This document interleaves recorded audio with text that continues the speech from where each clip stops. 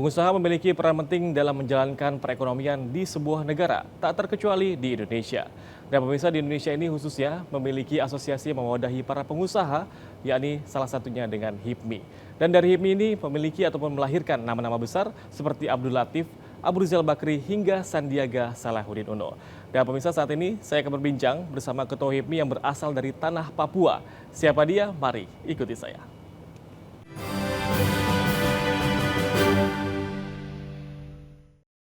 Ya, dan pemirsa, saat ini saya sudah bersama Ketua Umum BPP HIPMI, Bang Bahlil Lahadalia. Assalamualaikum Bang Bahlil. Waalaikumsalam, Mas Reva. Gimana Sehat kabar? Bang Bahlil ya? Alhamdulillah. Saya juga sehat. Baik Bang Bahlil, ini bisa diceritakan kepada kami sebenarnya saat ini nih kesibukan sebagai Ketua Umum dari HIPMI, lagi kesibukannya apa aja sih Bang? Ya, sudah pada tentu sebagai Ketua Umum HIPMI, ini kan memimpin 34 provinsi. Betul. Jadi ini di mana masa penghujung, masa akhir jabatan, jadi konsolidasi sudah kita lakukan. Kemarin saya baru pulang dari teman-teman di Jambi, kemudian di beberapa daerah yang lain. Di samping menjalankan tugas sebagai Ketua Umum HIPMI, saya juga masih menyempatkan waktu untuk mengurus kerjaan. Ya. Kalau nggak dagang, dapat duit dari mana kita kan? Jadi organisasi jalan, dagang jalan. Jadi dua hal berjalan bersama-sama begitu Bang ya. Sama-sama. Jadi selain muter-muter nih Bang, tadi kan salah satu tujuan ataupun fungsi dari Ketua HIPMI ini apa sih Bang sebenarnya? Saya ingin menjelaskan HIPMI dulu, Ya, boleh. supaya bisa lebih jelas tentang tujuan kita menjadi Ketua Umum HIPMI. HIPMI ini adalah organisasi yang didirikan pada tahun 72, pada 9 Juni oleh Bang Latif CS. Ya. Dengan satu tujuan agar pada saat itu kan yang menjadi suatu kebanggaan bagi anak-anak muda waktu itu adalah kalau tidak jadi pegawai negeri sipil, jadi ABRI. Betul.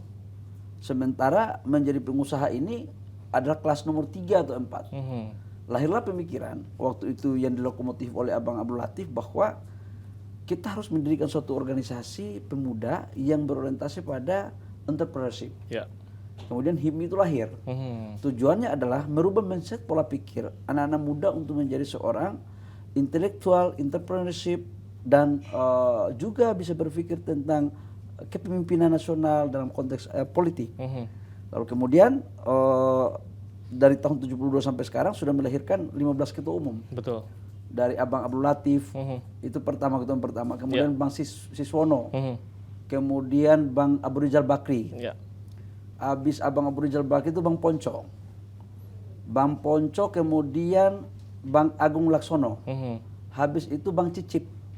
Setelah Bang Cicip munculnya Bambang Yoga. Ya. Setelah Bambang Yoga itu muncul Bang Adi Tahir. Setelah Abang Adi Tahir itu Bambang Yoga. Habis itu Bang Haryadi Sukamdhani. Setelah Bang Haryadi Sukamdhani itu Bang Muhammad Lutfi, mantan menteri ya. Betul. Kemudian habis itu Bang Sandiaga Uno. Bang Sandiaga Salahuddin Uno ya. Cawapres. Cawapres tahun ini, baik. Setelah itu Bang Erwin Aksa. Habis itu Okto dan saya. Dari kesemuanya itu hampir semua udah jadi menteri. Jadi banyak nama besar dari Ketua HIPMI ini ya sebelumnya ya? Ya, Ketua Umum HIPMI itu kalau dari tadi saya jelaskan itu kalau bukan anak menteri, anak jenderal, anak konglomerat. Yang anak konglomerat cuma saya. Karena saya bukan anak siapa-siapa, saya dari kampung, soalnya dari Papua. Baik. Gitu. Nah, memang tujuannya adalah tidak lain dan tidak bukan melanjutkan tugas-tugas keorganisasian sebagai mitra strategis pemerintah dalam mewarnai dinamika kehidupan dalam berbangsa dan bernegara, khususnya di dunia entrepreneurship. Ya. Dan oleh karena itu tugas utama Ketua Umum itu adalah bagaimana mengorganisir kepengurusannya dalam struktur dari tingkat pusat sampai tingkat daerah untuk memperjuangkan apa yang harus dilakukan untuk memudahkan kepentingan anggota HIPMI khususnya dan pelaku usaha pada umumnya. Sudah barang tentu kepentingan negara di atas segala-galanya. Baik, dan Bang Bahlil ini kan Anda sehari-hari beraktivitas di Jakarta dan juga di Papua. Baik itu organisasi ataupun menjalankan usahanya. Lebih sering di mana sih Bang antara Jakarta dan Papua ini? Saya rasanya kayak burung aja kita hari ini. Saya dulunya tinggal di Jayapura. Ya. Istri saya waktu itu masih di Jayapura dan sekarang alhamdulillah sudah ke Jakarta. Mutar ya 1 bulan itu paling tinggi kita 1 minggu di Jakarta. Selebihnya di daerah. Jadi lebih banyaknya sebenarnya di udara Bang ya, karena bolak-balik terus begitu ya. Jalan-jalan. Jalan-jalan. Tapi itu yang disukai sama anak HIPMI kan, supaya nggak pernah di rumah terus gitu. Baik, karena kebanyakan mungkin kalau pengusaha kan tidak bisa diam Bang ya, banyak kiri kanannya begitu Bang Hip. Nah ini kalau sejak kapan Anda mulai bergabung dari HIPMI sih Bang sebenarnya?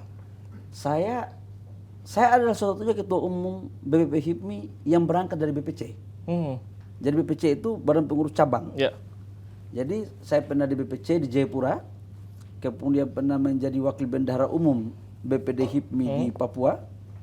Setelah itu saya pernah menjadi ketua umum BPD HIPMI Papua. Itu di zamannya Sandi ketua umum BPP HIPMI.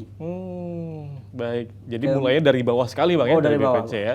Semuanya saya masuk di pusat pun mulai dari departemen dulu. Jadi departemen itu adalah pengurus terendah, struktur paling terendah di tingkat pengurus pusat. Departemen, habis itu kompartemen, itu di zamannya Bang Erwin Aksa. Ya. Di zamannya Bang Okto itu saya menjadi ketua bidang infrastruktur. Setelah itu baru dalam Munas di 2015 awal, saya berkompetisi dengan sahabat saya, Bayu, dan Bagus. Dan kemudian karena Allah Subhanahu Wa Taala dan dukungan teman-teman, saya dipercayai untuk menhakodai. Baik. Dan ini sebenarnya yang membuat teman-teman dari HIPMI ini percaya sebenarnya visi misi yang Abang ajukan itu apa sih Bang ketika mencalonkan diri sebagai ketua umum HIPMI ini? Sebenarnya di HIPMI itu ada dua. HIPMI ini organisasi yang unik. Ya. Punya duit aja nggak cukup memimpin HIPMI. Punya intelektual juga nggak cukup memimpin HIPMI. Jadi harus punya leadership juga nggak cukup. Jadi dia harus punya 4. Jadi punya intelektual, punya leadership, ya, kemudian punya kapital yang cukup. Satu yang paling substansi. Apa itu Bang? Perkawanan dan persaudaraan. Nah kalau ditanya apa yang menjadi visi misi di saat saya mencoba untuk menjadi jualan kecap goreng lah kira-kira begitu di saat saya ingin menjadi ketua umum BPP HIPMI. Ada 3 substansi yang saya katakan waktu itu. Yang pertama bahwa jumlah pengusaha nasional kita pada tahun 2014 akhir itu baru 1,6% dari total populasi penduduk nasional. Hanya 1,6%. Baik. Padahal idealnya dalam teori ekonomi itu kan harus minimal 2%. Betul. Kalau kita memakai standar Bank Dunia itu harus 4%. Dibandingkan dengan negara-negara lain, di Singapura 7% pada 2014 akhir, 2015 awal. Malaysia itu hampir 5%. Thailand 5,3%. Vietnam, Filipina itu 3, sekian persen pada tahun 2015. Maka yang kedua, saya juga melihat bahwa teman-teman pengusaha yang dari daerah itu rasanya kurang percaya diri. Termasuk saya waktu itu, harus saya akui itu.